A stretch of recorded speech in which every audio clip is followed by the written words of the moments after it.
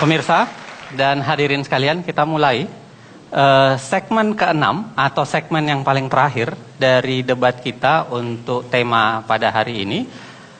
Di segmen ini kita akan meminta pernyataan penutup dari para kandidat pasangan nomor urut 1 dan pasangan nomor urut 2. Saya akan membacakan rangsangan untuk Anda ketika Anda akan menyatakan pernyataan penutup tersebut. Mohon diperhatikan.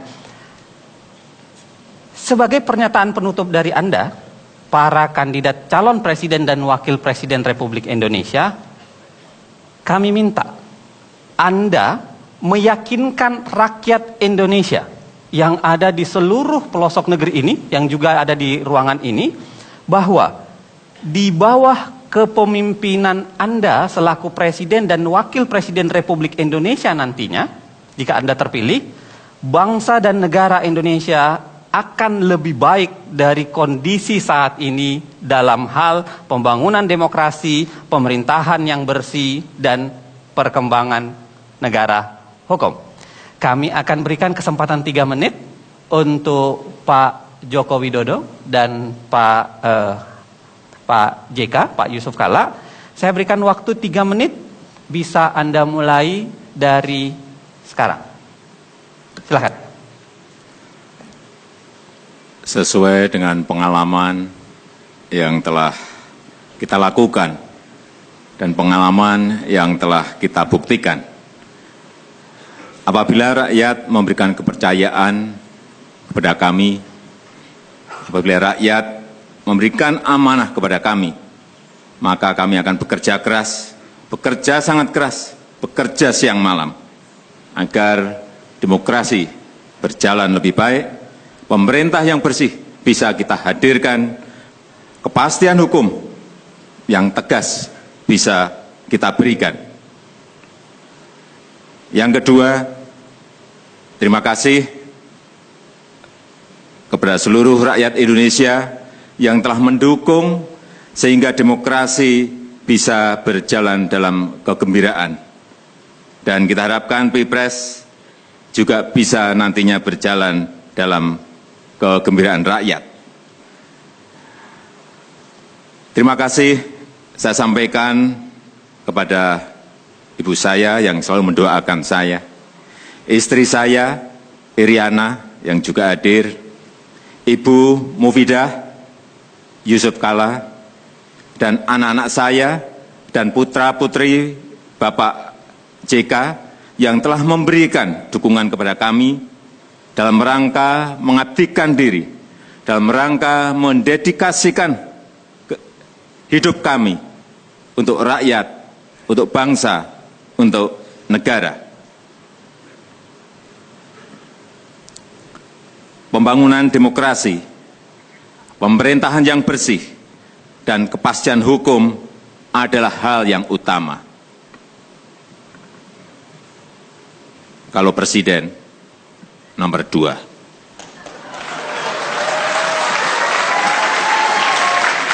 Terima kasih. Wassalamualaikum warahmatullahi wabarakatuh. Masih ada 1 menit, Pak JK mau ditambahkan? Cukup? Terima kasih, kita berikan tepuk tangan.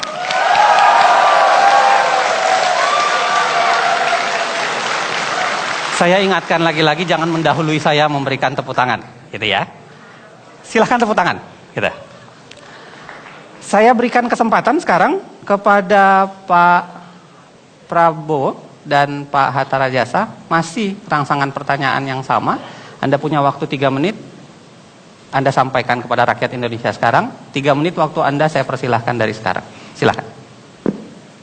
Tujuan kita bernegara, tujuan kita merdeka adalah untuk hidup sebagai bangsa yang adil, bangsa yang makmur, di mana rakyatnya sejahtera. Tetapi kalau kekayaan kita tidak tinggal di republik kita, kalau kekayaan kita bocor terus keluar, walaupun kita punya sistem demokrasi yang indah, tetapi ujungnya kesejahteraan rakyat sulit dicapai. Jadi kami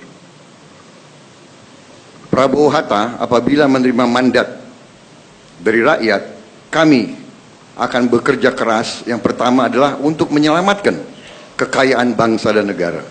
Menyelamatkan kekayaan itu sehingga demokrasi yang kita bangun akan berarti demokrasi yang produktif. Demokrasi yang memberi kebaikan dan perbaikan hidup bagi rakyat kita. Bukan demokrasi wani piro, bukan demokrasi yang justru ke arah destruktif. Dengan demikian, dengan menyelamatkan kekayaan negara untuk masa depan rakyat kita dan anak-anak kita dan cucu-cucu kita, kita yakini bahwa kita bisa nanti memiliki masa depan yang baik. Kita sangat optimis karena kekayaan kita besar. Yang penting adalah tadi, pemerintahan yang bersih dengan niat dan kehendak politik yang keras untuk meminimalkan korupsi, memberantas korupsi, menghasilkan manajemen yang baik, jasa-jasa kepada rakyat segera yang dibutuhkan oleh rakyat, yang ujungnya juga akan tercipta kepastian hukum yang mantap bagi seluruh rakyat Indonesia. Dengan demikian, kami Prabowo Hatta yakin bahwa dengan komitmen yang kuat kita bisa menghasilkan cita-cita pendiri bangsa kita. Kita ingin menjadi bangsa yang merdeka, yang produktif. Kita tidak mau hanya jadi pasar bagi orang lain. Kita tidak mau hanya pemasok tenaga kerja murah. Kita tidak mau perempuan kita harus kerja sebagai pembantu di negara-negara yang jauh. Kita ingin rakyat kita hidup dengan sejahtera, cukup pangan, sandang, dan papan. Kita ingin berdiri di atas kaki kita sendiri. Kita ingin jadi negara yang terhormat dengan rakyat yang sejahtera, rakyat yang tenang menghadapi masa depan. Terima kasih.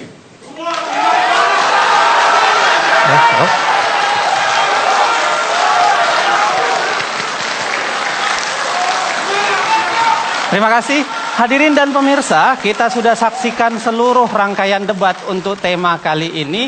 Saya berharap debat kali ini itu bisa makin memantapkan pilihan Anda bagi Anda yang sudah memilih, atau yang belum memilih bisa menjadi bahan bagi Anda untuk menentukan pilihan Anda.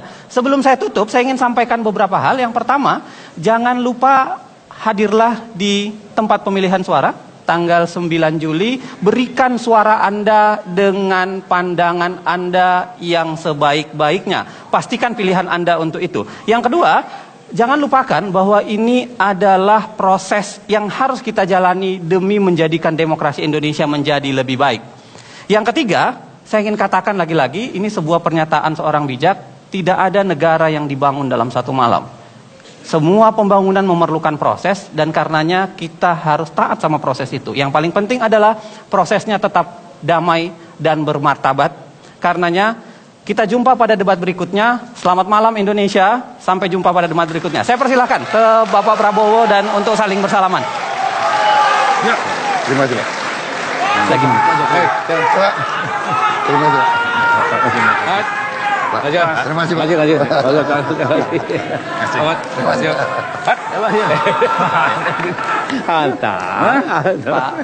silakan. Kita akan menyanyikan secara bersama. Semua kita lakukan untuk demi sama-sama kita nyanyikan Haji Negeri.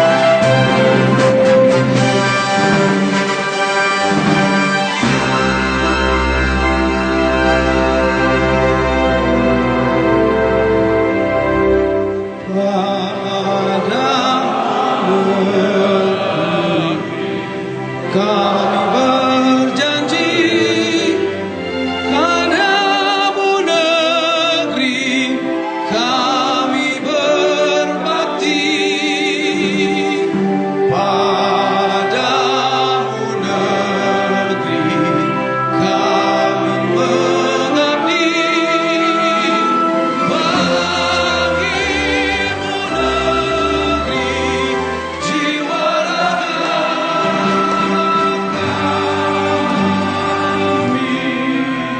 terkait polemik pencapresan Joko Widodo yang tidak sesuai dengan perjanjian batu tulis, Ketua Dewan Pembina Partai Gerindra, Prabowo Subianto mengaku kecewa dengan keputusan Megawati Soekarno Putri. Dalam perjanjian batu tulis ini tertulis bahwa Megawati Soekarno Putri akan mendukung pencalonan Prabowo Subianto sebagai capres untuk pemilu di tahun ini, tahun 2014. Pencapresan Jokowi oleh PDI Perjuangan membuat politisi Partai Gerindra resah. Tidak lama setelah pencapresan Jokowi yang diusung Partai Demokrasi Indonesia Perjuangan, beredar dokumen perjanjian batu tulis antara PDI Perjuangan dan Gerindra.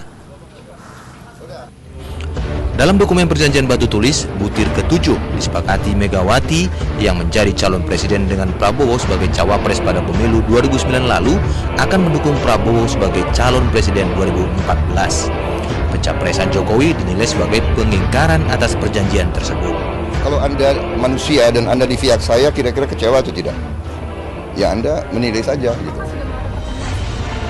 Saya sudah minta, ya cukup lama lah, beberapa bulan gitu. Saya tidak mengerti apa salah saya, karena saya selalu menghormati beliau dan saya tidak merasa berbuat apa-apa. Saya menjaga karena saya ingin kebaikan untuk negara dan bangsa kita. Di tempat terpisah, calon presiden Partai Demokrasi Indonesia Perjuangan Joko Widodo tidak mau menanggapi keresahan Partai Gerindra. Jokowi menganggap pro kontra pencapresan dirinya adalah hal yang biasa dan tidak perlu dibesar-besarkan. Komentarnya dong Pak, gimana Pak? Saya tidak mau mengomentari yang menyebabkan atau jadi panas lah, sudahlah. Kita ini kan nanti masyarakat yang memberikan inilah, memberikan demokrasi, memberikan penilaian. Kalau yang mau mendukung silakan mendukung, kalau tidak mendukung juga saya kira tidak mendukung juga tidak apa-apa. Saya kira kita tidak usahlah saling menjelekan, saling menyerang, saling mencemooh. Kita perlihatkan sopan santun politik kita. Jumat malam lalu, DPP PDIP yang terkesan mendadak mengumumkan pencalonan Gubernur DKI Jakarta Joko Widodo sebagai calon presiden dari partai berlambang kepala banteng itu. Melalui surat perintah harian yang ditulis tangan oleh Megawati Soekarno Putri, Jokowi diberi mandat oleh Ketua Umum PDIP Megawati Soekarno Putri untuk maju dalam Pilpres mendatang. Tim Liputan 6 STV melaporkan dari Jakarta.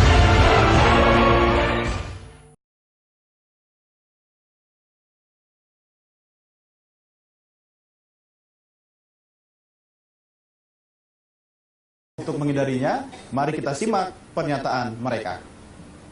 Terima kasih. Menurut kami yang paling penting, parpol harus berani merombak. Ada pola rekrutmen politik yang baru di parpol kita. Sehingga jelas siapa yang terbaik itulah yang diajukan. Seperti yang ada di partai kami. Saya bukan ketua partai, tapi saya dijadikan calon presiden karena ada rekam jejak dan ada, menurut saya, ada prestasi. Memang adalah filosofi yang berbeda barangkali dari kami. Kami bersyukur seperti dikatakan Pak Jokowi, partai pendukung kami adalah keikhlasan. Tidak ada janji berapa 7-8 menteri sehingga tidak ikatan. Tidak ada janji siapa menjabat apa, menteri apa lebih tinggi, jabatan kami tidak ada. Ini keikhlasan, ini tidak ada beban sama sekali. Ya kan? Itu yang menyebabkan kami biaya murah. Kalau biaya murah pasti tidak ada tekanan. Kalau biaya mahal ada tekanan, gitu kan? Tetapi saya percaya dengan adagium bahwa tidak ada pengikut yang jelek, hanya ada pemimpin-pemimpin yang jelek. Jadi apabila kita sebagai pemimpin, kita tegas meyakinkan para mitra kita, anggota kita, bahwa kita bergabung dengan syarat kita tidak akan merongrong anggaran negara, APBN, APBD, 1 sen pun. Ini adalah syarat saya. Jangan menempatkan pemilihan SDM, baik menteri maupun pejabat-pejabat penting, itu didasarkan kepada alokasi kepada partai-partai politik. Ini harus tegas dan dijadikan budaya siapapun presidennya. Oleh sebab itu yang terpenting nantinya itu adalah memberikan kesempatan kepada putra-putri terbaik, dalam bahasa yang lebih sederhana adalah kabinet ahli atau second kabinet.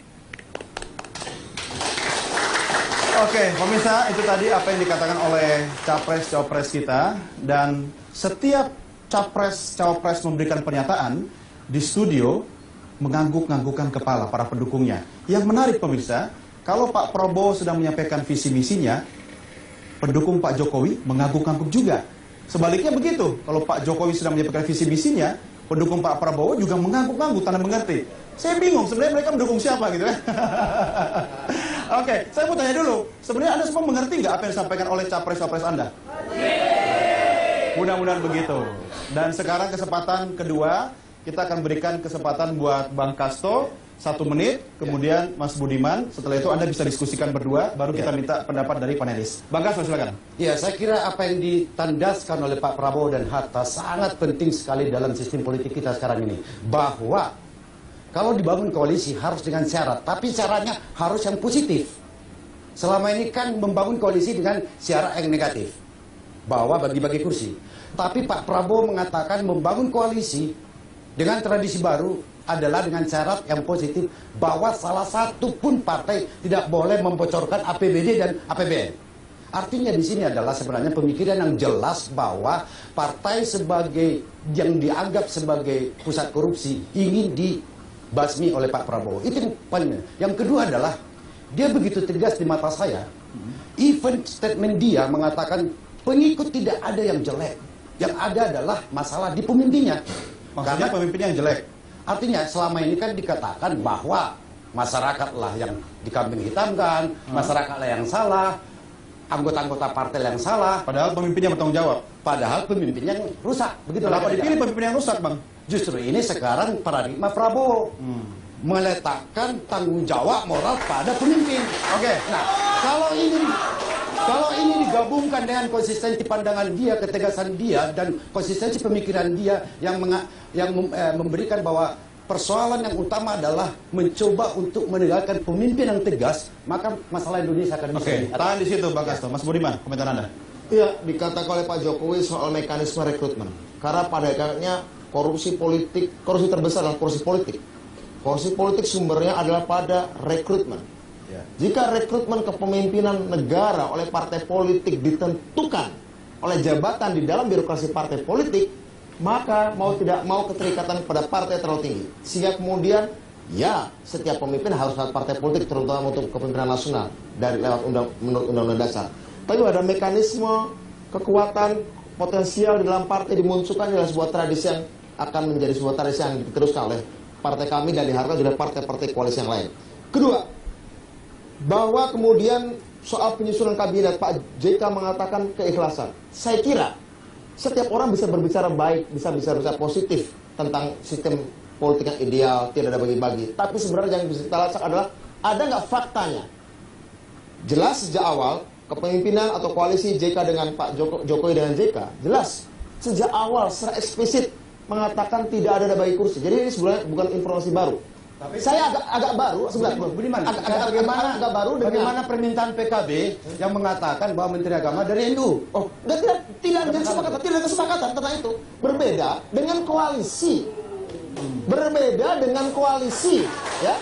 Berbeda dengan koalisi sebelah yang sejak awal berbicara soal menteri itu menjadi satu perbincangan utama, ya, sejak awal. Kalau pasangan Jokowi JK tidak ada satupun sejak awal, bahkan tapi Pak JK sendiri selaku orang kader Golkar bebas tidak dicalonkan oleh Partai Golkar. JK di Surabaya, lalu JK menawarkan ke Kofifa untuk jabatan menteri. Nah, bagaimana itu? Tidak ada. Maksud saya adalah indah sekali ikhlas, kata-kata ikhlas tidak ada. Tetapi seolah-olah naif, tidak sesuai, tidak konsisten dengan apa yang terjadi di lapangan. Baik itu tentang jabatan Menteri Agama harus dari NU yang diminta oleh PKB, maupun dari tawaran JK kepada Kofifa agar tetap jadi jubirnya Jokowi. Ini harus dikelilintas dulu. Oke, dijawab dulu. Yang menentukan penyusunan kementerian itulah hak prerogatif presiden. Dan nggak tahu, presiden kami, calon presiden kami adalah Bapak Joko Widodo. Yang nyusun Pak Jokowi berarti? Pak Joko Widodo adalah yang kalau jika terpilih, yang mempunyai mandat atau hak prerogatif untuk nyusun kabinet. Sehingga tidak pernah ada satu kata pun terucap dari beliau menawarkan jabatan apapun. Orang boleh meminta, orang boleh berharap, ya, setiap orang boleh berharap, setiap orang punya motivasi politik, ya. Tapi ini adalah kepemimpinan. Di sini ditegaskan soal kepemimpinan. Bu Mega nggak ikut campur? Tidak. Ini adalah hak prerogatif Presiden terpilih. Inilah yang saya kira harus jujur kita, Pak Budiman. Kata Doni tadi, Bu Mega tidak ikut campur. Saya bertanya, Bang. Ya, siapa yang percaya kalau Ibu Mega tidak ikut campur? Nah, oleh karenanya saya katakan, baiklah kita ajarkan masyarakat. Ya, saya juga mau mengajarkan. Ya, mengajarkan pada masyarakat politik yang agak lebih realistis. Sama seperti Prabowo. Dia mengatakan, saya berkoalisi, tapi dengan syarat. Kita hanya menilai syaratnya apa, positif apa negatif. Oh, positif. Ya. Jujur. Nah, tapi kalau dikatakan, oh ikhlaslah berkoalisi, tetapi ke Surabaya ditawarkan jabatan menteri. Itu sudah saja. Lalu dikatakan di sini, oh Megawati tidak ikut berperan. Ini tidak betul. Saya jawab. Pertanyaan begini. Saya jawab, saya jawab bahwa hak prerogatif penyusunan kabinet adalah presiden, ya. Keputusan akhir. Itu konstitusional. Tapi sebagai seorang manusia tidak mungkin bahwa dia tidak mendengarkan, bahwa kemudian orang yang mendukungnya tidak punya aspirasi. Itu wajar, itu sangat realistis. Masukan ada. Tentu saja, siapa bilang bahwa seseorang itu tidak mendapatkan masukan, ya? Tidak mungkin. Tetapi pemutus akhir adalah presiden terpilih. Satu. Ya. Kedua, kita ingin menegaskan soal komitmen demokrasi. Presiden maksudnya Bu Mega, ya? Ya, maka sabar. Kita selesaikan dulu. Kedua, kita ingin menjawab. Ya. Penonton, Anda juga harus menjadi penonton yang bertanggung jawab, ya. Oke. Kita ingin menjawab pertanyaan kedua. Komitmen Pak Prabowo tentang demokrasi, ada pertanyaan menarik. Ya. Demokrasi. Kalau saya jadi Pak Jokowi atau jadi Pak JK, saya ingin menanyakan atau saya jadi moderator ingin bertanya. Pada saat gerakan demokrasi sedang mengalami ujian hidup mati, melawan otoritarisme, di mana Prabowo berada? Di mana Prabowo? Saat tahun 97, saat tahun 97-98, ketika demokrasi sedang dilahirkan dan mengalami bleeding, dia bagian dari dukun atau bidannya itu melahirkan, atau kekuatan yang ingin membunuh bayi yang akan lahir itu. Jadi, baik. Dan itu konsisten. Dan kedua, tiga. Ini penting agar kita jelas mana yang produk. Kan dia Pak Prabowo mengatakan demokrasi yang produktif. Pak Prabowo mengatakan demokrasi yang produktif. Pertanyaannya, pada demokrasi dia seorang produsen atau seorang konsumen? Seorang pencipta, seorang pelahir, atau seorang penikmat dari sarana-sarana kebebasan demokrasi? Itu penting. Itu penting. Oke. Anda over 30 detik, nanti overnya saya kasih ke Bang Kaso. Tapi nanti saya minta Mas Imam dulu memberikan pandangan. Silakan Mas Imam. Jadi ini enggak demokrasi nih. Sebentar. Jadi dari sudut pernyataan kedua kandidat tadi kita lihat komitmen baik oleh Pak Prabowo maupun Pak Jokowi sama-sama tidak mau tersandra oleh partai-partai pendukungan. Itu statement, ya. Nah, kita tahu masyarakat di rumah bisa menilai dengan banyaknya koalisi tentu ada beban yang harus dibuktikan oleh Pak Prabowo apakah betul nanti beliau ini tidak mengakomodasi tagihan-tagihan dari partai politik yang mendukungnya. Pada saat yang sama dari Pak Jokowi juga akan mendapatkan beban. Dengan koalisi ramping tentu lebih mudah. Tetapi pertanyaan publik adalah seberapa jauh Pak Jokowi tidak terkena beban paternalisme. Karena jelas bahwa Pak Ibu Mega memiliki karisma yang luar biasa. Oleh karena itu yang hanya akan bisa menentukan nanti pada saat kalau itu terpilih. Nah, pemilih di rumah harus menimbang mana yang lebih percaya, apakah betul Pak Prabowo tidak akan mengakomodasi partai-partai yang begitu banyak ikut nunggang di belakangnya, ataukah percaya bahwa Pak Jokowi tidak akan terdikte oleh Ibu Megawati. Inilah yang perlu kita didik pada masyarakat. Mungkin itu lagi, karena itu sudah final. Sehingga waktu kita mengangkat, saya berikan contoh konkret, waktu mengangkat Lurah Susan. Bahwa negara kita ini yang negara plural itu sangat meyakinkan. Semua agama, semua suku menjadi bahagian yang satu daripada negeri ini. Bhinneka Tunggal Ika. Kami percaya dan kami yakin akan melaksanakan itu. Tapi untuk lebih menekankan lagi keyakinan seluruh bangsa, kita tidak hanya bicara ide, kita bicara pelaksanaan. Pada saat banyak bagian negeri ini yang terjadi pecah belah, banyak negeri ini yang tidak meyakini ini, banyak negeri ini saling membunuh karena perbedaan agama, suku. Alhamdulillah, saya menyelesaikan banyak hal di Poso, di Ambon, di Aceh. Ya, kami yang mencalonkan orang minoritas menjadi wakil gubernurnya Saudara Joko Widodo, Saudara Ahok, waktu itu cukup kontroversial, tetapi saya sebagai pimpinan Partai Gerindra, Ketua Dewan Pembina, sayalah yang keras mempertahankan waktu ada serangan-serangan bahwa tidak baik atau tidak mungkin orang minoritas menjadi wakil gubernur. Saya kira saya mengambil satu sikap yang diketahui. Dan kebinekaan adalah rahmat anugerah Allah Subhanahu wa Ta'ala yang harus kita pelihara dan harus kita jaga dengan baik. Negeri ini dibangun atas dasar keinginan bersama untuk hidup bersama dalam negara kesatuan Republik Indonesia yang diaduk oleh sentimen kesejarahan dari rasa nasionalisme dan multikulturalisme. Meniadakan satu di antara itu hanya akan merusak yang satunya. Ya, pemirsa, kita bicara tentang keberagaman. Kali ini saya berikan kesempatan pertama ke Mas Budiman dulu, kemudian setelah itu Bang Kasto, setelah itu Anda berdua boleh saling berdebat tentang apa yang disampaikan masing-masing. Tapi ingat, sekali lagi, 1 menit untuk Anda, 1 menit untuk Anda. Ya. Wasitnya penonton. Silakan Mas Budiman. Ya, pasangan Jokowi JK adalah pasangan duos, pasangan pelaku, pasangan pekerja.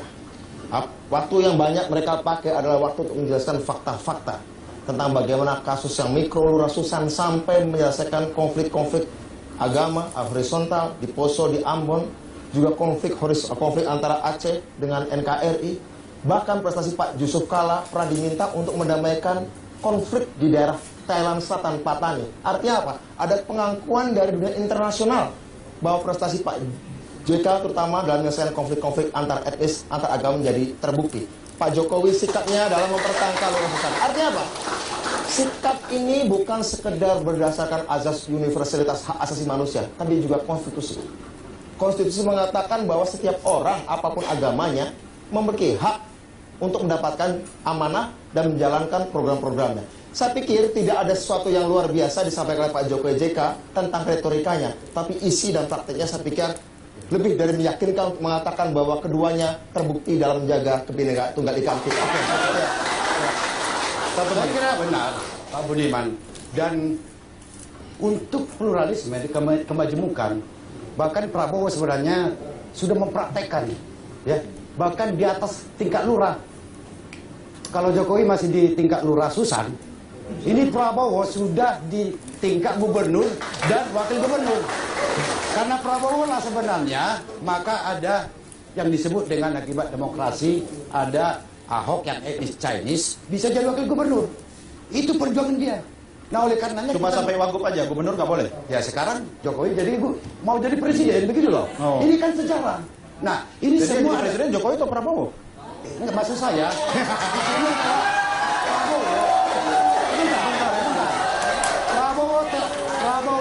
Prabowo telah memberikan karpet merah kepada pluralisme sehingga ada mobilitas vertikal bagi multi etnik di negara ini. Baik itu pada Ahok maupun kepada Jokowi yang sekarang. Nah, oleh karenanya saya kira itu tadi statementnya Pak Jokowi itu udah final. Bagi saya sebenarnya sebentar. Bagi saya sebenarnya statement Jokowi katakanlah kebinekaan di Indonesia itu sudah final. Agak tanda tanya saya. Apakah dia mengalah untuk menjawab itu? Karena untuk secara sosiologis persoalan demokratisasi dimanapun itu ada, tantangannya adalah memang menjaga dan melestarikan pluralisme kebinekaan di dalam praktek demokrasi itu. Artinya belum final kita di dalam rangka untuk menjaga yang disebut dengan pluralisme. Yang saya pertanyakan dari Pak Prabowo bukan apa yang disampaikan. Saya pikir tidak ada yang salah dari pernyataan Prabowo. Ya. Pertanyaan adalah ketika praktek konkret di dalam menggalangkan dukungan bagi pencapresannya, Pak Prabowo mengakomodasi kelompok-kelompok. Belum selesai. Bagaimana mengakomodasi dan kemudian menerima. Bahkan kita lihat ada satu partai pendukung koalisi yang membuat perjanjian dengan sebuah kelompok dan membuat kesepakatan-kesepakatan yang sifatnya hampir mirip dengan manifesto awal mereka. Jadi soal pemurnian, ya. Meskipun itu direvisi, soal teks manifesto direvisi. Tapi kemudian dalam prakteknya mengakomodasi kelompok-kelompok yang selama ini terkenal dengan gagasan-gagasan atau praktek-praktek anti pluralisme. Nah, sikap Pak Prabowo harus lebih tegas pada tantangan konkret ini. Saya pikir itu yang ditantang Pak Prabowo. Ya. Saya kira Budiman salah membaca sikap politik Prabowo. Justru Prabowo membuka pintu bagi seluruh elemen masyarakat, mulai dari yang lunak sampai yang keras, untuk dia bina agar menghargai demokrasi dan pluralisme di negara ini. Kalau ada pandangan seolah-olah istilahnya itu in-group dan out-group berdasarkan dengan sikap politik yang radikal, saya kira justru inilah yang menciptakan, ya kan, yang menciptakan suatu permusuhan di dalam masyarakat yang pluralis. Tantangan, seperti yang saya katakan, tantangan dimanapun demokratisasi berlangsung adalah mencoba menerima realitas kondisi objektif pluralisme dan membenahi itu, bukan malah untuk istilahnya itu, maaf ya, untuk hanya sekedar retorika. Nah, oleh karena di sini Prabowo mempraktekkan itu baik di tim sesnya maupun ketika dia mencalonkan gubernur yang mungkin dulu kita tidak pernah akan berpikir bisa untuk etnis tertentu gubernur di DKI. Oleh karenanya di sini saya kira demi ke depan inilah yang disebut dengan pejuang dan pelaku demokratis sejati. Baik. Tahan masing-masing jawaban dari Anda berdua. Kita akan simak apa yang disampaikan oleh panelis kita. Mas Bambang, silakan. Ya, saya kira kalau ada pernyataan terbaik Prabowo dalam keseluruhan babak ini, saya setuju dengan Mas Imam, adalah ketika dia menyatakan waktu ya dia buktikan dengan Ahok, karena ini satu-satunya atau yang paling kuat bahwa ini bukti, bukan sekedar janji. Sebetulnya saya tadinya menunggu, kenapa berhenti di situ? Sebab saya kebetulan kenal Bung Prabowo. Prabowo itu sebetulnya dirinya sendiri, keluarganya itu adalah simbol dari pluralisme. Kita lihat, ayahnya Islam Abangan, ibunya seorang Protestan, kakaknya seorang Katolik, adiknya 2 Kristen. Dia satu-satunya yang Islam di keluarga itu, dan bahkan salah satu iparnya adalah orang Prancis. Jadi kalau kita lihat keluarga itu sebetulnya sangat mencerminkan pluralisme. Tapi kenapa dia nggak sampaikan itu? Itu saya pertanyaan. Jadi karena saya akhirnya menyampaikan apa, karena dia khawatir bahwa kelompok-kelompok yang kita kenal garis keras seperti FPI, FBR, dan Muda Pancasila yang selama ini mencidrakan kebinekaan akan menarik dukungannya. Saya nggak tahu itu. Saya sebenarnya pengen tanya sama Prabowo, kenapa itu nggak disampaikan? Karena itu benar-benar bukti, bukan janji gitu. Nah, itu kenapa nggak disampaikan? Baik. Kalau Mas Imam sendiri bagaimana perspektifnya mana? Saya lihat dari kedua belah pihak, kalau komitmen untuk memperjuangkan hak-hak ya setiap orang, ada bukti. Masalah itu lurah ataupun gubernur menurut saya tidak terlalu soal. Tetapi yang saya keduanya agak kecewa adalah kebinekaan tunggal ikaan itu tidak cukup memberikan ruang untuk mengekspresikan hak. Tetapi justru yang saya harapkan tadinya adalah program-program apa yang harus menjadi bagian penting di dalam pemerintahan agar kebinekaan tunggal itu tumbuh. Misalnya contoh bayangan saya, ada jawaban misalnya saya akan mendorong tumbuhnya program-program yang cross-cutting, yang melibatkan antara satu kelompok dengan kelompok lain, sehingga muncul sebuah interaksi antara satu pihak dengan pihak lain secara intensif. Itu contoh. Ada misalnya keterlibatan energetik, dan itu adalah inti dari kebinekaan sesungguhnya, kebinekaan tunggal ika sesungguhnya. Nah, ini dari kedua belah pihak tidak keluar. Oleh karena itu, saya anggap keduanya gagal untuk mendeliver sebuah agenda yang harusnya dikemukakan untuk memperkuat Dan program. satu lagi kegagalan yang saya agak kecewa adalah karena kita bicara kepastian hukum, tidak menyatakan bahwa sebetulnya kan ada satu hal, kepastian hukum dan keadilan itu harusnya berjalan seiring.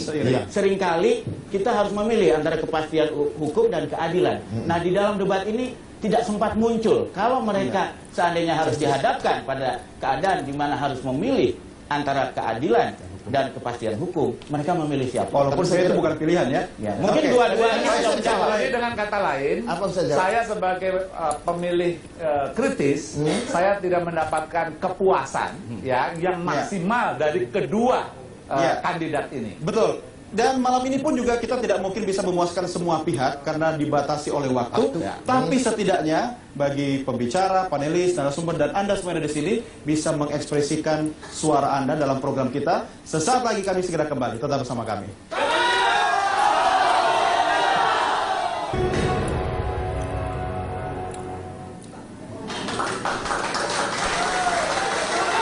Ya, pemirsa, dalam debat capres-capres tadi, calon wakil presiden Yusuf Kala sempat menanyakan tentang cara Prabowo Subianto untuk melindungi hak asasi manusia. Lalu apa jawaban Prabowo? Kita simak cuplikannya.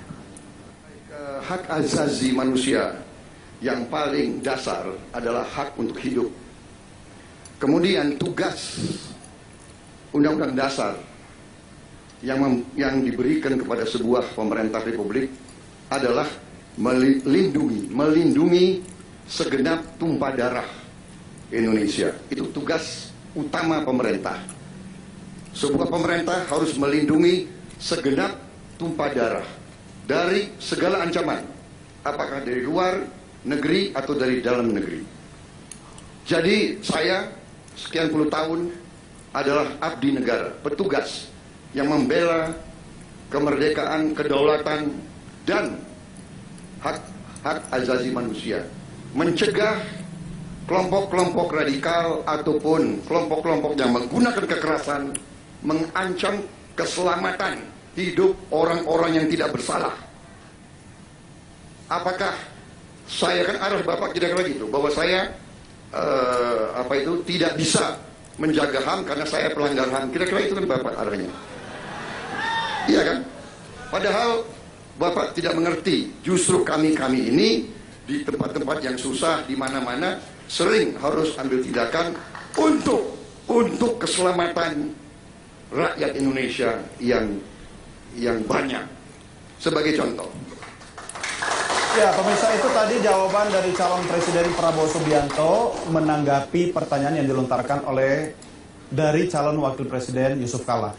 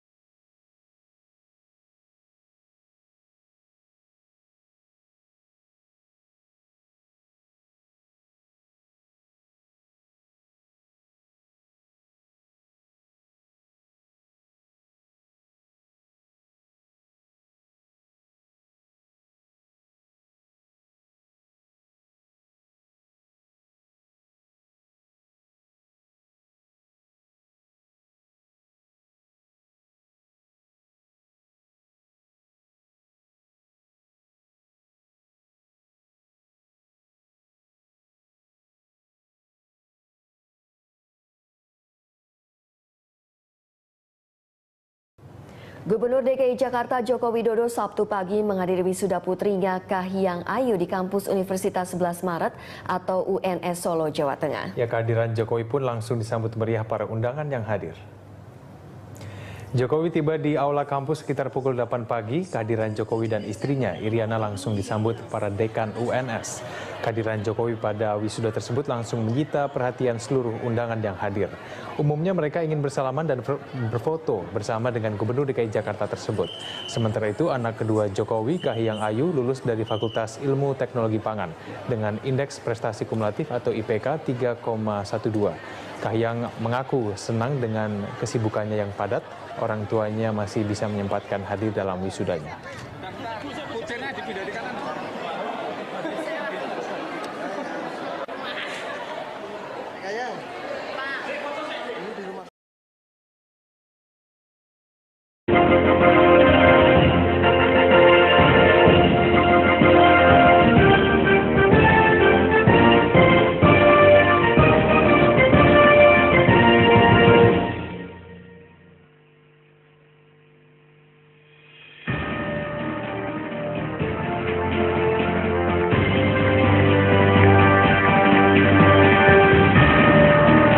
Hadirin dan pemirsa, sambutlah moderator kita, Ketua Pusat Kajian Anti Korupsi dan pengajar Ilmu Hukum Universitas Gadjah Mada, menempuh pendidikan di Universitas Gadjah Mada dan Northwestern University, Amerika Serikat.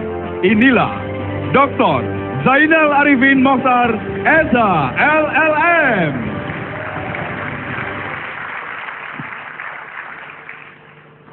Selamat malam para hadirin dan pemirsa sekalian.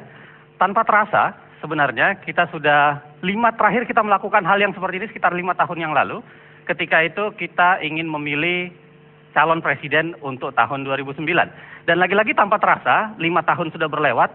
Kali ini kita akan berkumpul lagi untuk melakukan debat calon presiden dan calon wakil presiden dalam rangka mengisi posisi yang kosong nantinya presiden dan wakil presiden untuk 2014. Dan untuk kita mulai tema hari ini, tema ini adalah debat yang pertama dari rangkaian 5 kali debat, dan tema debat hari ini adalah pembangunan demokrasi, pemerintahan yang bersih dan kepastian hukum. Dan untuk memperdebatkannya dan untuk membicarakannya, untuk menganalisis dan mengelaborasinya, kita panggilkan. Hadirin dipersilahkan untuk berdiri. Kita undang pasangan calon presiden dan calon wakil presiden nomor urut 1, Bapak Haji Prabowo Subianto dan Bapak Haji Muhammad Hatta Rajasa. Pasangan calon presiden dan calon wakil presiden nomor urut 2, Bapak Insinyur Haji Joko Widodo dan Bapak Dr. Andes Haji Muhammad Yusuf Kala.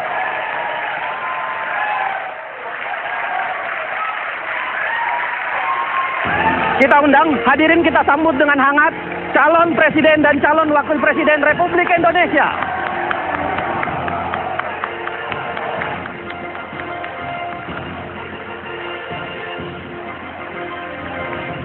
Silahkan mengambil tempat, Pak.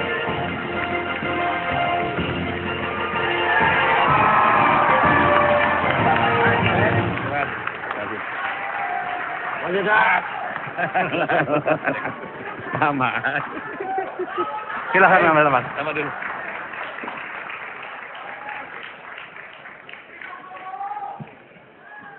Hadirin sekalian, kita sudah masing-masing kandidat, jadi kandidat nomor urut 1 sudah berada di tempatnya, kandidat nomor urut 2 juga sudah berada di tempatnya. Kita akan mulai. Kita awali acara hari ini dengan menyanyikan lagu kebangsaan kita, lagu Indonesia Raya.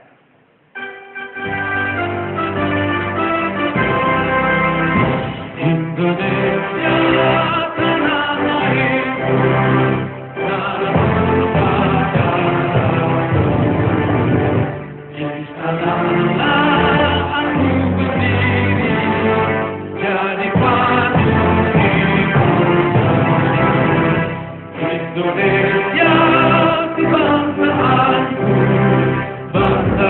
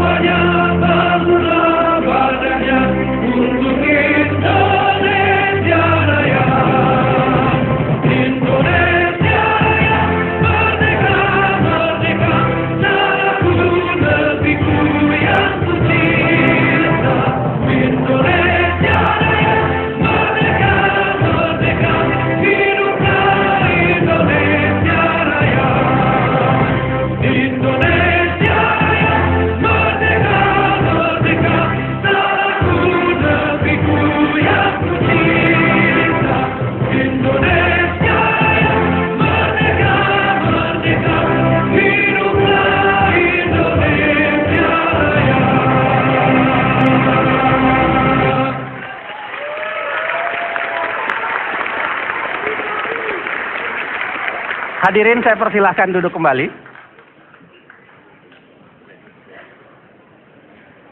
Pemirsa dan hadirin sekalian, kita akan mulai debat kali ini. Saya berharap kita semua tenang karena lagi-lagi jangan sampai bisa mengganggu substansi yang sebenarnya ingin disampaikan oleh pasangan nomor urut 1 dan pasangan nomor urut 2. Jadi saya harapkan penonton harap tenang dan menjaga tidak terlalu ribut di ruangan ini. Sebelum kita mulai, saya akan menjelaskan beberapa hal. Yang pertama, tentang format debat. Jadi format debat kali ini itu terdiri dari 6 segmen, ya kan, 6 segmen. Kira-kira isi segmennya itu adalah 1, penyampaian visi dan misi, dan 2, pendalaman visi dan misi. 3, bicara soal tema, ada pertanyaan seputar tema. Yang keempat adalah tanya jawab antar kandidat. Jadi kita akan mempersilahkan nanti Pak Jokowi bertanya kepada Pak Prabowo, begitu juga Pak Prabowo bertanya ke Pak Jokowi. Lalu ada tanya jawab penutup. Penutup maksudnya menyampaikan penutupnya, dan yang terakhir adalah pernyataan. Pernyataan penutup dari masing-masing kandidat.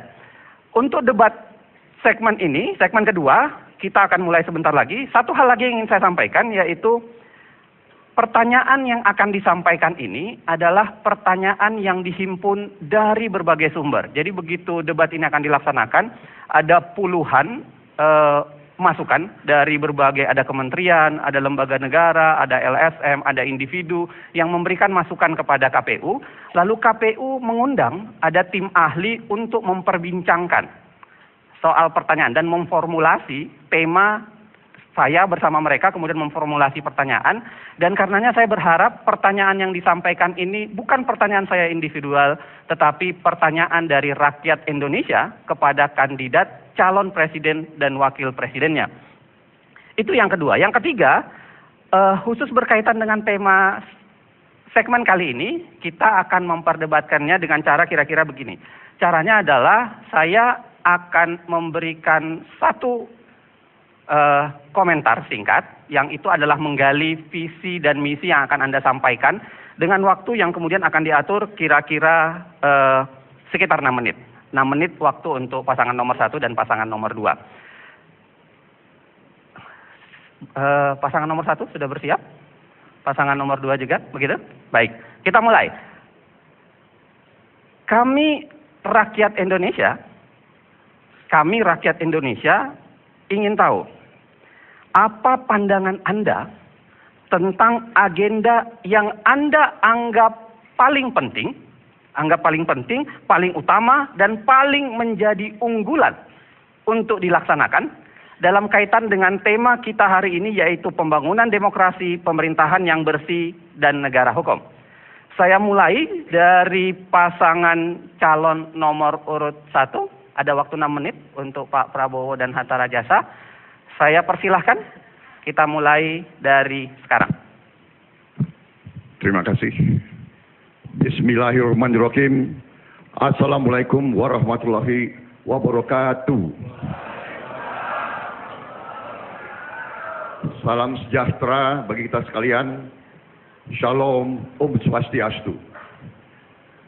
Saudara-saudara yang saya hormati, terutama Saudara Joko Widodo, calon Presiden Republik Indonesia dari pasangan nomor 2. Yang saya hormati Bapak Muhammad Yusuf Kalla, calon Wakil Presiden Republik Indonesia, pasangan nomor 2. Saudara moderator, saudara-saudara sekalian yang saya hormati, saudara-saudaraku sebangsa dan setanah air dimanapun Anda berada pada malam hari ini.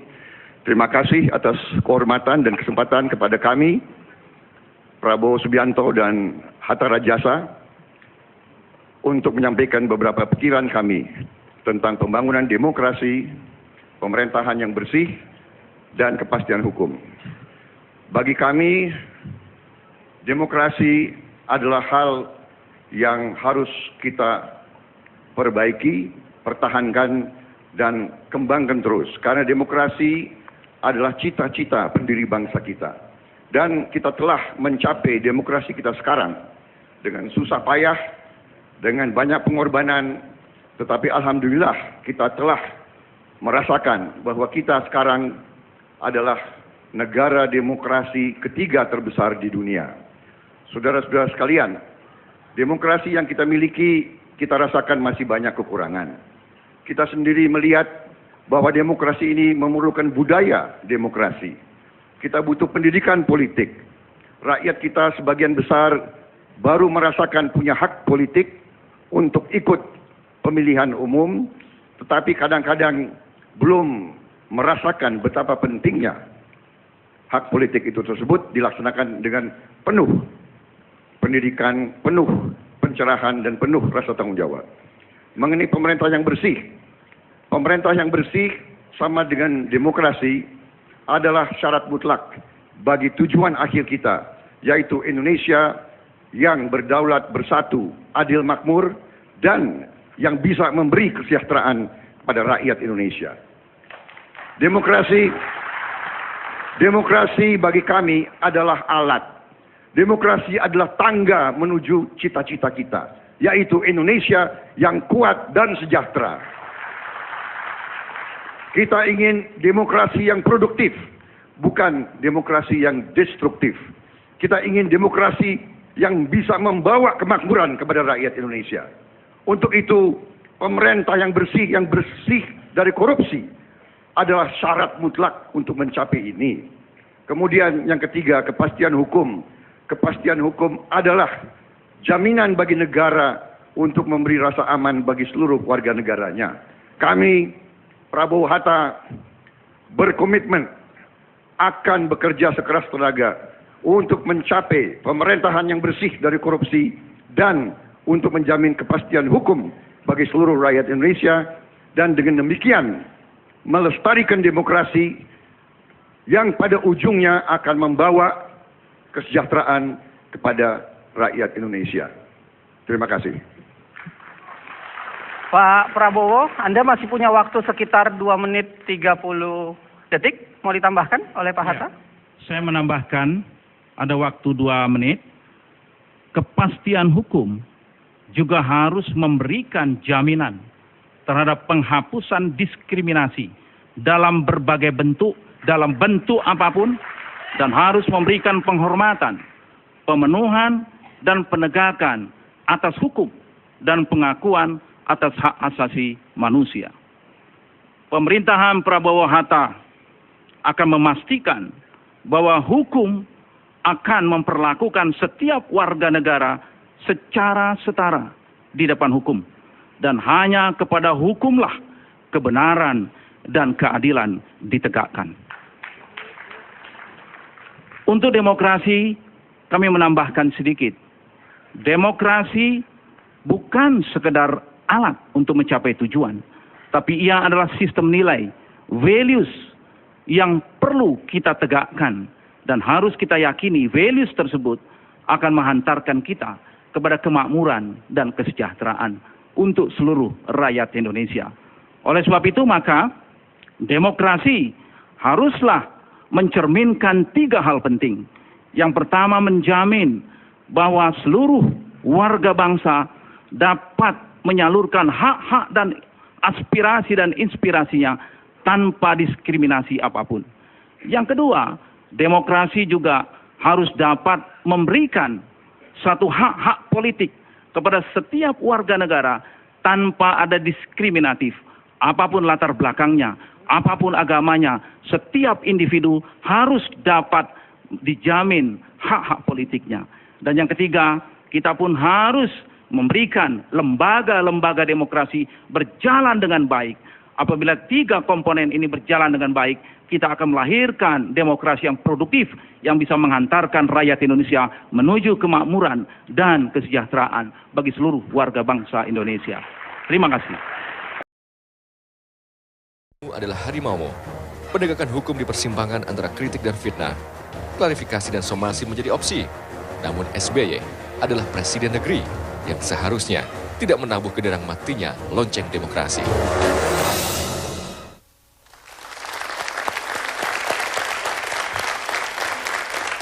Selamat malam, Anda menyaksikan debat saya Alvito Dinova Gintings.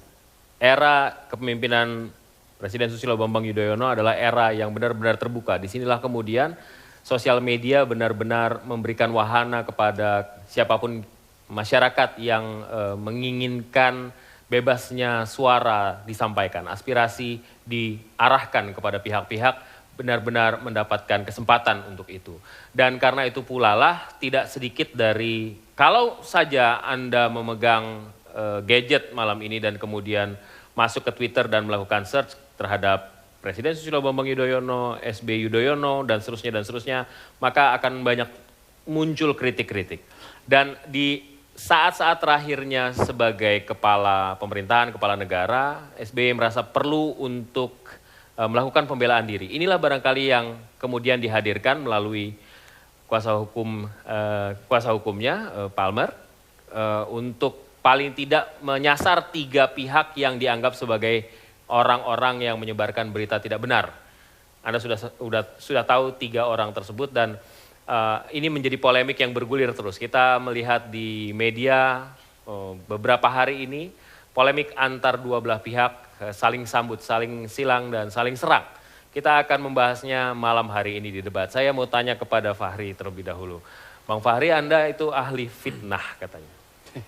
Ahli? Fitnah, karena menyebarkan kabar yang tidak ada buktinya. Saya baru pertama mendengar ada istilah ahli fitnah. Itu.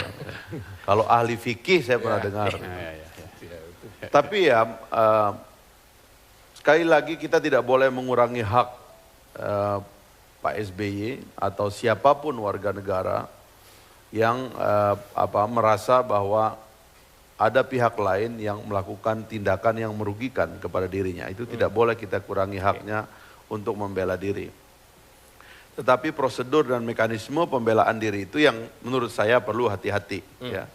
Karena saya senang sekali dengan tema yang diangkat oleh TV One tentang matinya lonceng demokrasi. Karena harga yang paling mahal dari kehidupan kita hari ini adalah demokrasi yang kita capai secara berdarah-darah dan kita pertahankan dalam stamina yang luar biasa sehingga dia tetap menjadi payung bagi publik dan rakyat Indonesia untuk bertumbuh melaksanakan tugasnya sehari-hari, yang menjadi pemerintah, yang menjadi rakyat sehingga kita berkembang menjadi bangsa yang kuat. Itu keyakinan dasar kita, karena itu demokrasi kita harga mati. Nah, yang problem sekarang dengan kasus Pak SBY itu adalah karena SBY itu adalah seorang presiden, itu problemnya. Ya. Pertama-tama Pak SBY menurut saya itu ada perasaan insecure, perasaan tidak aman dengan keadaan sekarang ini gitu. Dan hemat saya sebetulnya perasaan tidak aman itu tidak bersumber dari kritik. Saya kira Pak SBY sudah hidup dengan kritik ini hampir 10 tahun.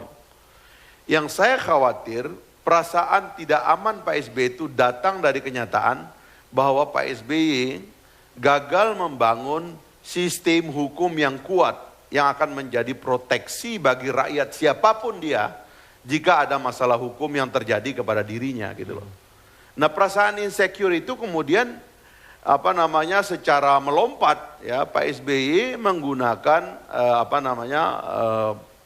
pengacara, lawyer yang juga ada masalah di situ karena akhirnya terkesan menggunakan wibawa Pak SBY ya yang masih menjadi presiden sampai hari ini untuk melakukan serangan balik ya kepada orang-orang yang mengkritik itu tadi. Nah, membawa nama presiden inilah merupakan persoalan. Anda lebih prefer kritik ketimbang fitnah karena bahasa fitnah lah yang dikatakan oleh kuasa hukum. Ya, karena fitnah itu kan sesuatu yang tidak punya dasar, tidak punya bukti, basis data kepada atau bukti kepada kenyataan. Kalau saya kan bisa mengatakan, kan saya mengatakan bahwa yang saya lakukan, yang saya katakan itu adalah bukanlah tanggapan kepada pribadi keluarga presiden. Saya kan sedang mengomentari cara KPK bekerja dan Anda tahu saya pengkritik KPK. Jadi ketika Anda mengatakan matinya demokrasi, justru saya berdarah-darah mempertahankan hak saya untuk mengkritik KPK ketika orang lain menganggap kritik kepada KPK itu haram. Tabu. Saya tidak mau melakukan itu. Saya tidak mau membiarkan ada lembaga negara yang menganggap dirinya paling benar dan tidak bisa dikritik. Setiap ada orang kayak begitu akan saya lawan gitu loh. Bagaimana tanggapannya Bung Palmer yang dikatakan sebagai advokat amatiran oleh Fahri? Ya, kita mulai dari pos bantuan hukum dulu membela dengan cuma-cuma, sudah terbiasa dengan. Sekarang juga cuma-cuma nih. Rahasia pribadi iya, di luar konteks. Pemirsa dan saudara-saudara yang ada di studio, Bang Oto, Bang Fahri, Bang Hinca, saya perlu menjelaskan dengan baik dan santun ya, sesantun yang bisa saya miliki lah ya. Bahwa pertama kita perlu juga belajar membedakan mana kritik, mana fitnah atau yang menjurus ke fitnah. Tentu saya tidak akan, kalau saya pribadi, kalau nama saya disebut-sebut melakukan sesuatu perbuatan yang tidak saya lakukan dan perbuatan yang dikatakan itu adalah perbuatan yang menurut hukum atau menurut kepatutan sosial adalah perbuatan tercela, katakanlah membunuh, ya, mencuri. Saya nggak mencuri kok dibilang mencuri. Bang, ya, tentu, Fahri itu fitnah apa kritik menurut Anda? Yang mana? Fahri. Oh iya, itu ada dua klasifikasi yang kita layangkan kepada saudara Sri Mulyono, ada di floor saya lihat, sahabat saya, dan kepada Pak Anu. Tetapi mengenai Pak Fahri dulu satu ya, supaya jelas yang mana, kenapa satu ada undangan klarifikasi, yang satu menjadi somasi. Kalau undangan klarifikasi itu menurut penilaian kita, fakta yang disajikan menurut berita itu, menjadi berita koran, menurut Fahri katanya kan begitu. Tidak disertai dengan tanda petik, tapi menyebut nama Fahri. Loh, dikatakan bahwa dalam proyek Hambalang, Ibas, banyak terdakwa menyatakan Ibas menerima uang. Dan kita sudah teliti, barusan kita semua teliti putusan yang menyangkut dengan Hambalang. Terkait polemik pencapresan Joko Widodo yang tidak sesuai dengan perjanjian batu tulis, Ketua Dewan Pembina Partai Gerindra, Prabowo Subianto mengaku kecewa dengan keputusan Megawati Soekarno Putri. Dalam perjanjian batu tulis ini tertulis bahwa Megawati Soekarno Putri akan mendukung pencalonan Prabowo Subianto sebagai capres untuk pemilu di tahun ini, tahun 2014. Pencapresan Jokowi oleh PDI Perjuangan membuat politisi Partai Gerindra resah. Tidak lama setelah pencapresan Jokowi yang diusung Partai Demokrasi Indonesia Perjuangan, beredar dokumen perjanjian batu tulis antara PDI Perjuangan dan Gerindra. Dalam dokumen perjanjian batu tulis, butir ke-7 disepakati Megawati yang menjadi calon presiden dengan Prabowo sebagai cawapres pada pemilu 2009 lalu akan mendukung Prabowo sebagai calon presiden 2014. Pencapresan Jokowi dinilai sebagai pengingkaran atas perjanjian tersebut. Kalau Anda manusia dan Anda di pihak saya, kira-kira kecewa atau tidak? Ya Anda menilai saja gitu. Saya sudah minta, ya cukup lama lah, beberapa bulan gitu. Saya tidak mengerti apa salah saya, karena saya selalu menghormati beliau dan saya tidak merasa berbuat apa-apa. Saya menjaga karena saya ingin kebaikan untuk negara dan bangsa kita. Di tempat terpisah, calon presiden Partai Demokrasi Indonesia Perjuangan Joko Widodo tidak mau menanggapi keresahan Partai Gerindra. Jokowi menganggap pro kontra pencapresan dirinya adalah hal yang biasa dan tidak perlu dibesar-besarkan. Komentarnya dong Pak, gimana Pak? Saya tidak mau mengomentari yang menyebabkan atau jadi panas lah, sudah lah. Kita ini kan nanti masyarakat yang memberikan inilah, memberikan demokrasi, memberikan penilaian. Kalau yang mau mendukung silakan mendukung, kalau tidak mendukung juga saya kira tidak mendukung juga tidak apa-apa. Saya kira kita tidak usah lah saling menjelekan, saling menyerang, saling mencemooh. Kita perlihatkan sopan santun politik kita. Jumat malam lalu, DPP PDIP yang terkesan mendadak mengumumkan pencalonan Gubernur DKI Jakarta Joko Widodo sebagai calon presiden dari partai berlambang kepala banteng itu. Melalui surat perintah harian yang ditulis tangan oleh Megawati Soekarno Putri, Jokowi diberi mandat oleh Ketua Umum PDIP Megawati Soekarno Putri untuk maju dalam Pilpres mendatang. Tim Liputan 6 STV melaporkan dari Jakarta.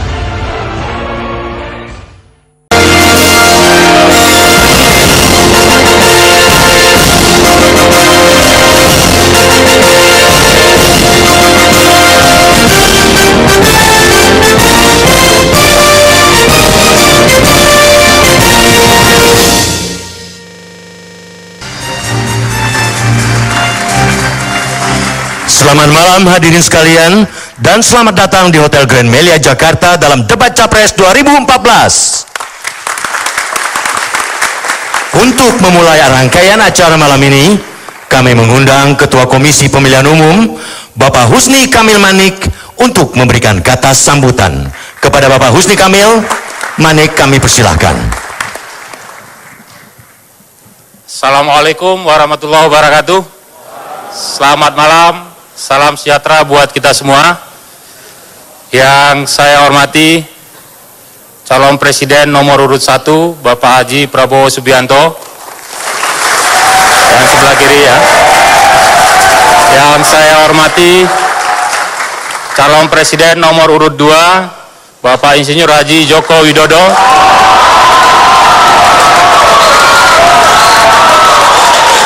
Yang saya hormati para hadirin, mohon maaf saya tidak sebutkan satu persatu karena di sini hadir para pembesar negeri ini. Selanjutnya yang saya hormati pemirsa dimanapun Anda berada.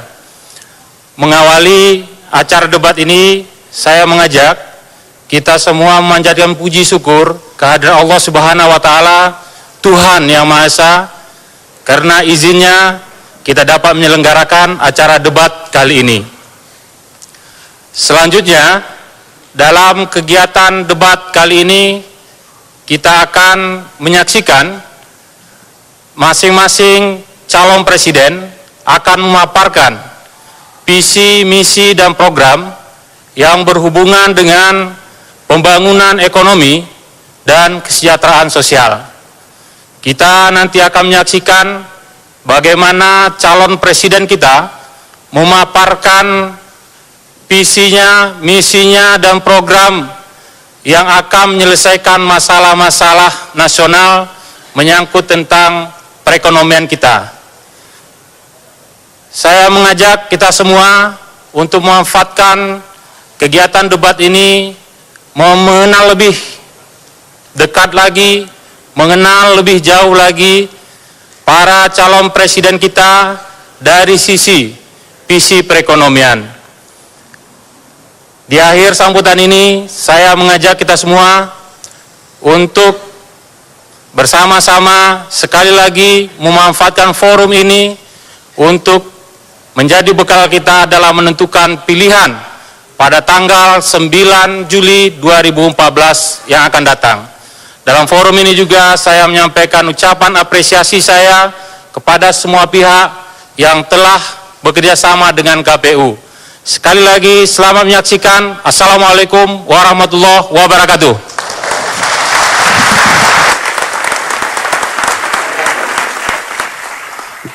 Terima kasih Bapak Husni Kamil Manik. Dan inilah moderator debat malam hari ini, Profesor Dr. Ahmad Erani Yustika, Guru Besar Ilmu Ekonomi Kelembagaan Fakultas Ekonomi dan Bisnis Universitas Brawijaya Malang, dan Direktur Eksekutif Institute for Development of Economics and Finance atau INDEF. Kami persilakan.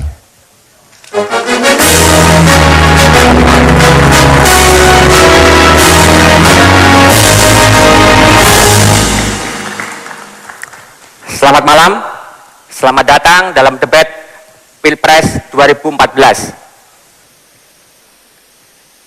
Debat kali ini adalah debat yang kedua dari 5 debat yang diselenggarakan oleh KPU. Topik debat malam ini mengenai pembangunan ekonomi dan kesejahteraan sosial. Saya, Ahmad Erani Yustika, moderator debat malam ini. Selanjutnya, langsung saja kita undang calon presiden nomor urut 1, Bapak Haji Prabowo Subianto, dan calon presiden nomor urut 2, Bapak Insinyur Haji Joko Widodo.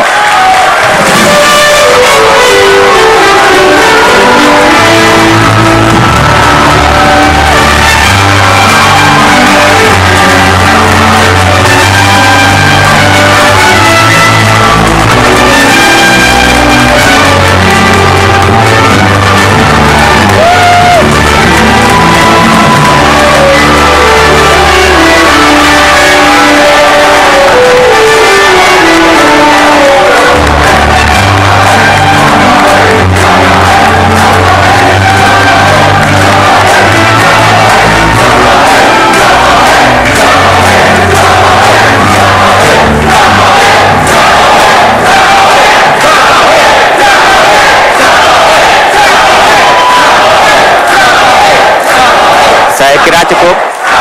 Saya kira cukup. Ya. Marilah. Sekali cukup. Marilah kita semua berdiri untuk menyanyikan lagu kebangsaan Indonesia Raya.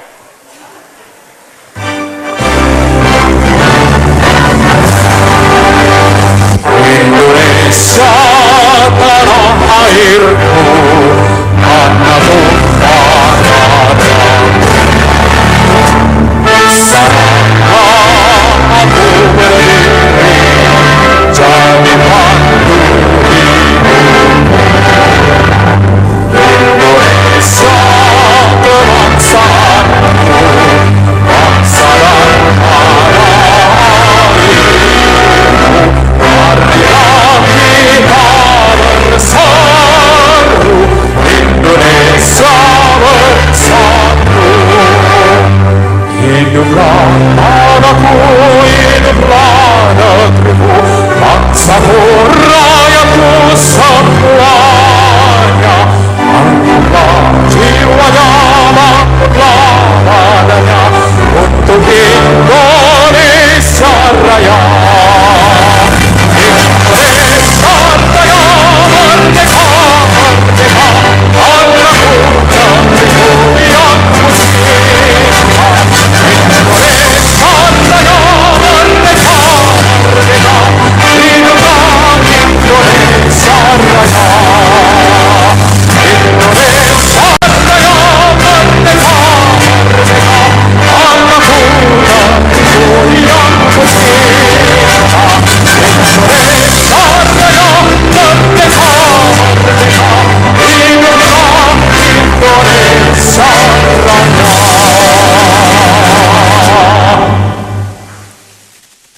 Calon Presiden dan hadirin sekalian dimohon duduk kembali.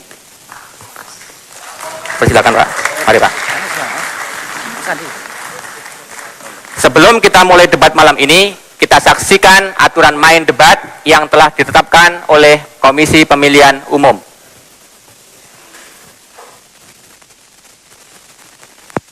Debat malam ini terbagi dalam 6 bagian. Pada bagian pertama, moderator mempersilahkan kedua calon presiden menyampaikan visi dan misi masing-masing dalam waktu 4,5 menit. Moderator akan mempertajam visi dan misi setiap capres pada bagian kedua. Pada bagian ketiga, moderator akan melayangkan pertanyaan yang sama kepada kedua kandidat untuk dijawab dalam waktu maksimal 3 menit. Masing-masing calon presiden diberikan kesempatan 3 kali untuk saling bertanya pada bagian keempat. Sementara pada bagian kelima, kedua calon presiden diberikan kesempatan untuk bertanya sekaligus menanggapi jawaban. Setiap calon presiden akan menyampaikan pernyataan penutup dalam waktu 3 menit pada bagian akhir.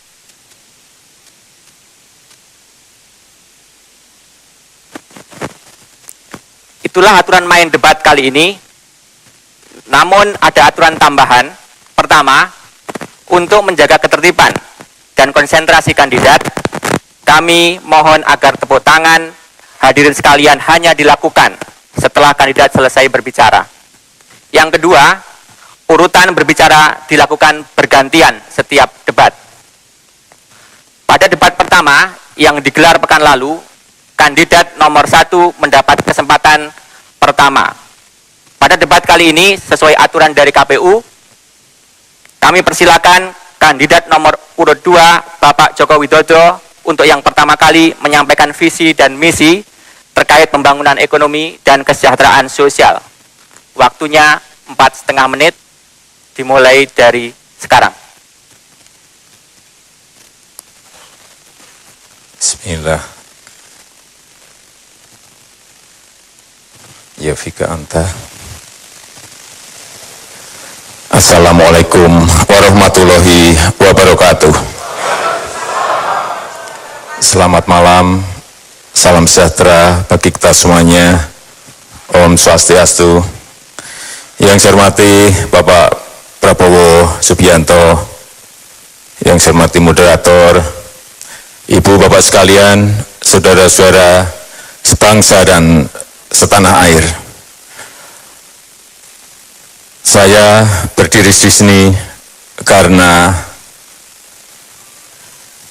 saya saat bertemu Ibu Heli, tukang cuci dari Manado, Sulawesi Utara, saya bertemu Pak Abdullah,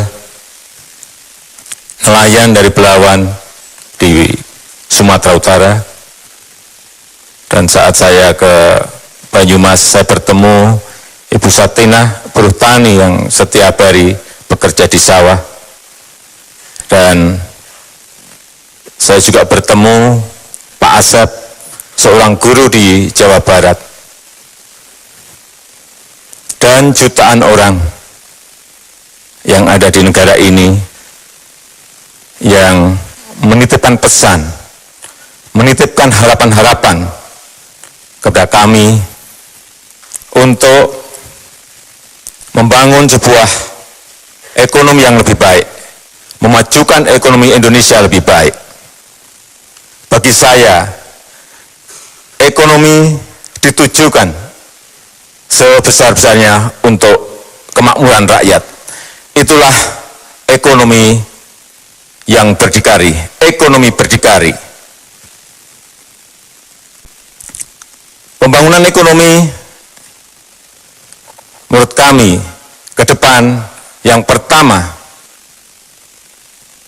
dilakukan adalah pembangunan manusianya terlebih dahulu. Lewat apa? Lewat pendidikan. Pendidikan yang seperti apa? Revolusi mental harus kita lakukan. Kemudian bidang kesehatan dengan Kartu Indonesia Sehat seperti inilah yang harus kita kerjakan. Kemudian juga dengan kecerdasan, yaitu dengan Kartu Indonesia Pintar seperti ini. Karena dengan pembangunan manusia itulah kita akan mempunyai sebuah manusia-manusia yang produktif. Produktivitas kita akan meningkat. Dan kalau produktivitas kita sudah meningkat, kita akan mempunyai sebuah daya saing. Karena produktivitas akan memunculkan sebuah daya saing. Yang kedua, yaitu masalah pertumbuhan ekonomi yang diikuti dengan pemerataan. Percuma pertumbuhan ekonomi baik kalau pemerataan itu tidak ada. Oleh sebab itu ke depan, pemerataan akan menjadi sebuah perhatian bagi kami berdua, Jokowi dan JK. Pembangunan yang seperti apa yang ingin kita lakukan? Pembangunan koperasi, pembangunan UMKM, pembangunan pasar tradisional, pembangunan pertanian dan pembangunan ekonomi maritim, serta industrinya. Dan juga pembangunan yang dimulai dari daerah, pembangunan yang dimulai dari desa, dan infrastruktur. Inilah yang kami maksud sebagai jalan kebaikan yang akan membuat rakyat semakin sejahtera, yang akan membuat ekonomi kita kokoh dan berdaya saing tinggi sehingga ekonomi Indonesia betul-betul ekonomi yang berdikari. Terima kasih. Ya.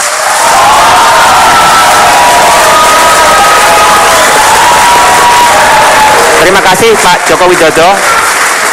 Kini kami berikan kesempatan kepada Bapak Prabowo Subianto untuk menyampaikan visi dan misinya. Waktunya sama, 4,5 menit, dimulai dari sekarang. Terima kasih. Bismillahirrahmanirrahim. Assalamualaikum warahmatullahi wabarakatuh. Salam sejahtera bagi kita sekalian. Shalom, Om Swastiastu. Saudara moderator, Saudara Joko Widodo, calon presiden nomor 2. Malam ini kita membahas pembangunan ekonomi dan kesejahteraan sosial. Kita mengerti bahwa tujuan kita bernegara adalah untuk mencapai kemakmuran bersama. Masalahnya adalah bagaimana mencapai itu. Banyak program indah, bagus. Kita harus begini, kita harus begitu. Kita harus membangun ini, membangun itu, pendidikan gratis, kesehatan gratis dan sebagainya. Masalahnya dari mana uangnya, dari mana sumber daya untuk kita pakai, untuk kita tumbuhkan kesejahteraan itu. Saudara-saudara sekalian, pada tanggal 7 September tahun yang lalu, Ketua KPK kita menyatakan bahwa kebocoran dan kehilangan kekayaan negara dari Republik Indonesia 1 tahun adalah 7.200 triliun. 1 tahun. Tim pakar kami menggunakan angka 1.000 triliun yang hilang. 1.000 triliun saja sudah fantastis, sudah luar biasa besarnya. Disinilah rencana kami, Prabowo Subianto dan Hatta Rajasa, manakala kami menerima mandat dari rakyat Indonesia, ini sasaran kami. Kami ingin menutup kebocoran 1.000 triliun itu. Kami ingin menghemat, kami ingin memangkas, dan kami ingin mengalihkan yang 1.000 triliun bocor, kita alirkan untuk membangun ekonomi kerakyatan. Ekonomi untuk rakyat Indonesia, bukan rakyat untuk ekonomi. Kita ingin sekarang mengalirkan dana bukan dari desa ke kota, ke ibu kota, tapi dibalik dari ibu kota turun ke desa. Saya telah menandatangani deklarasi bahwa manakala saya menerima mandat dari rakyat, saya akan alokasikan 1 miliar rupiah minimal 1 tahun untuk tiap desa dan kelurahan di seluruh Indonesia. Kita akan alirkan dana dari ibu kota turun ke rakyat Indonesia. Kami akan dalam 5 tahun meminimalkan korupsi dari APBD dan APBN. Kami akan naikkan penghasilan rata-rata rakyat Indonesia 2,5 kali lipat, dari sekarang 3 juta per bulan menjadi 6 juta per bulan di ujung 5 tahun kami. Kami akan menambah sawah 2 juta hektar. Kami akan menambah 2 juta hektar untuk bioetanol. Kami akan membangun 3.000 km jalan raya, 4.000 km kereta api, 8 pelabuhan. Kami akan membuat bank tani dan nelayan, dan bank koperasi, dan juga lembaga tabung haji. Saudara-saudara, dananya ada, uangnya ada, tinggal kemauan kita. Kemauan kita, berani atau tidak kita kerja keras, berani atau tidak kita pangkas kebocoran, berani atau tidak kita berantas korupsi. Itu tekad Prabowo Subianto, Hatta Rajasa, dan seluruh koalisi Merah Putih. Kami akan bekerja keras, sekeras-kerasnya untuk melakukan itu, sehingga penghasilan seluruh bangsa Indonesia akan naik. Kita akan menjadi negara kuat, kita akan menjadi negara terhormat, karena justru kita menjadi negara yang menguasai kekayaan kita sendiri. Kekayaan bangsa Indonesia harus untuk rakyat Indonesia, dan tidak boleh kita biarkan bocor terus atau mengalir ke luar negeri. Itulah tekad kami, dan itulah keyakinan kami. Kami yakin manakala diterima mandat, kami akan mencapai tujuan itu. Terima kasih. Wassalamualaikum warahmatullahi wabarakatuh. Salam, Om Santi Santi Santi Om. Terima kasih.